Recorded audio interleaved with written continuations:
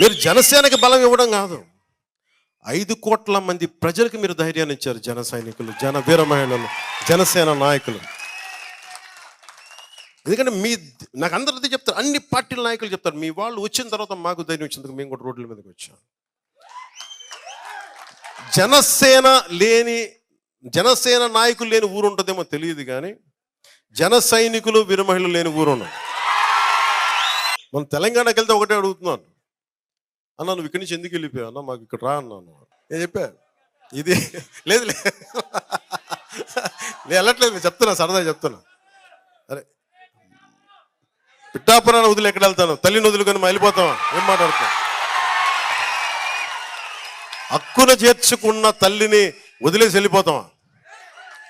అందుకే చెప్తా ఉన్నా, మరి ఆ తల్లికి నేను ఇచ్చలేదు, నేను స్థలం కూడా తీసుకున్నాను, ఇక్కడ ఇల్లు కూడా కడుతున్నా.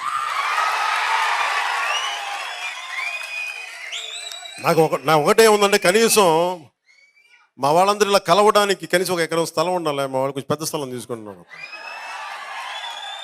మా వాళ్ళకి కోపం వచ్చినా నా మీద చూపిస్తారు, ప్రేమ వచ్చినా నా మీద చూపిస్తారు, తిట్టినా నన్నే తిడతారు, మెచ్చినా నన్నే మెచ్చుకుంటారు. ఇంట్లో వాడిని తప్ప ఇంకెవరిని తిడతారు, ఇంట్లో వాడిని కాదు ఇంకెవరిని మెచ్చుకుంటారు. నాకు ఓకే. అప్పుడు నేను కూడా గతం వేసా, చాలా ఆగండి ఆపండి అంట, అంతే తప్ప ఇంట్లో మనం అనుకోకపోతే ఎట్లా, మీకు నా మీద కోపం రాకపోతే ఎట్లా, విసుక్కోకపోతే ఎట్లా, సంతోషం, నాకు అదే నచ్చుద్ది.